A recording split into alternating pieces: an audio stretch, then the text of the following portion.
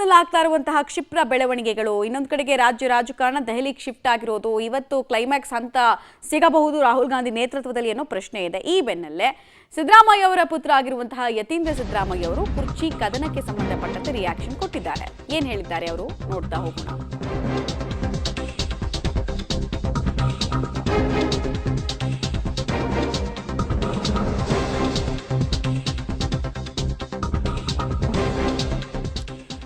ಮೈಸೂರಿನಲ್ಲಿ ಯತೀಂದ್ರ ಸಿದ್ದರಾಮಯ್ಯ ಅವರು ಪುನರುಚ್ಚರಿಸಿದ್ದಾರೆ.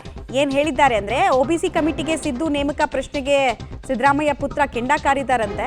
ಸಿಎಂ ಸಿದ್ದರಾಮಯ್ಯ ಹಿಂದುಳಿದ ವರ್ಗದ ನಾಯಕ, ಒಬಿಸಿ ಕಮಿಟಿಯಲ್ಲಿ ಸದಸ್ಯರಾಗಿದ್ದಾರೆ ಅಂತ ಯತೀಂದ್ರ ಅವರು ಸ್ಟೇಟ್ಮೆಂಟ್ ಅನ್ನು ಕೊಟ್ಟಿದ್ದಾರೆ. ಹಾಗೆ 5 ವರ್ಷ ತಮ್ಮ ತಂದೆನೇ ಮುಖ್ಯಮಂತ್ರಿಯಾಗಿ ಮುಂದುವರಿತಾರೆ ಅಂತ ಪುತ್ರನ ಉವಾಚ.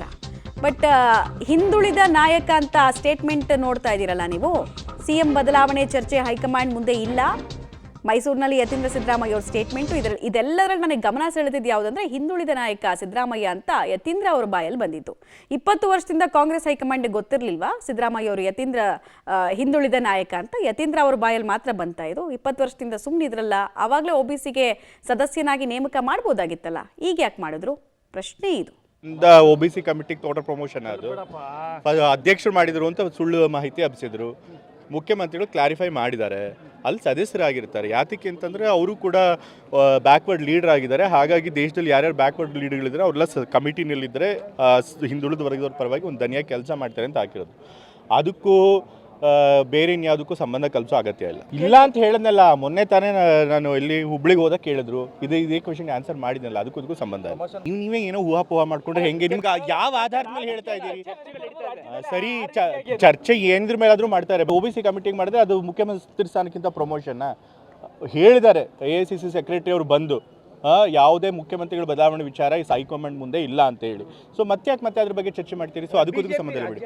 BJP ಅವ್ರು ಹೇಳ್ತಾರೆ ಬಿಡ್ರಿ, ಅವ್ರು ಹೇಳ್ತಾನೆ ಇದ್ದಾರೆ, ನಮ್ಮ ಸರ್ಕಾರ ಬಂದಾಗಿಂದ ಸರ್ಕಾರ ಬಿದ್ದು ಹೋಗ್ಬಿಡುತ್ತೆ, ಮುಖ್ಯಮಂತ್ರಿಗಳು ಬದಲಾಗ್ತಾರೆ, ಅವಾಗ ಬದಲಾಗ್ತಾರೆ, ಇವಾಗ ಬದಲಾಗ್ತಾರೆ ಅಂತ ಅವ್ರು ಹೇಳಿದ್ನೆಲ್ಲ ನೀವು ನಂಬ್ತಾ ಇದ್ರೆ ಆಗೋದಿಲ್ಲ. ಯಾವಾಗಲೂ ಕೂಡ ನವೆಂಬರ್ ವಿಚಾರವೇ ಮುನ್ನೆಲೆಗೆ ಬರ್ತಾ ಇದೆಯಲ್ಲ. ಈಗ ನವೆಂಬರ್ 2.5 ವರ್ಷ ಆಗುತ್ತೆ. ಸೊ ಹಾಗಾಗಿ ಯಾರಾದರೂ ಕೆಲವರು ಇರ್ತಾರೆ ಮುಖ್ಯಮಂತ್ರಿಗ ಆಕಾಂಕ್ಷಿಗಳು. ಸೊ ಹಾಗಾಗಿ ಅವ್ರು ಕೇಳ್ತಾರೆ. ಬಟ್ ಕೇಳೋದ್ರೊಳಗೆ ಏನು ತಪ್ಪೇನಿಲ್ಲ ತಾನೆ. ಬಟ್ ಅಲ್ಟಿಮೇಟ್ಲಿ ತೀರ್ಮಾನ ಮಾಡಬೇಕಾಗಿರೋದು ಯಾರು? ಹೈಕಮಾಂಡು ಮತ್ತು MLAಗಳು. ಸೊ ಅವ್ರು ತೀರ್ಮಾನ ಮಾಡ್ತಾರೆ, ನೀವು ಅದನ್ನು ಬಿಟ್ಬಿಡಿ. ಹೌದು, ನನ್ನ ಪ್ರಕಾರ ಅವ್ರು 5 ವರ್ಷನೂ ಇರ್ತಾರೆ.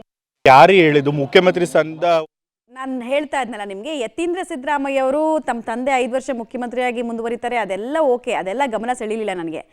ಸಿದ್ದರಾಮಯ್ಯ ಅವರು ಹಿಂದುಳಿದ ನಾಯಕ, ಆ ಕಾರಣಕ್ಕೆ ಒಬಿಸಿ ಕಮಿಟಿಯಲ್ಲಿ ಸ್ಥಾನ ಕೊಟ್ಟರು ಅಂತ ಹೇಳಿದ್ರಲ್ಲ, ಅದು ಗಮನ ಸೆಳೆದಿದ್ದು.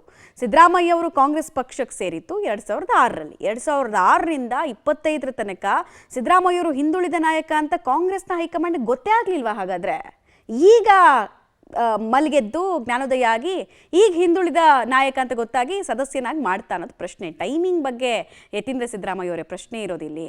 ಯಾವಾಗ ಮಾಡಿದ್ರು ಒಬಿಸಿ ಸಮಿತಿಯ ಸದಸ್ಯರನ್ನಾಗಿ ಅನ್ನೋದು ಪ್ರಶ್ನೆ.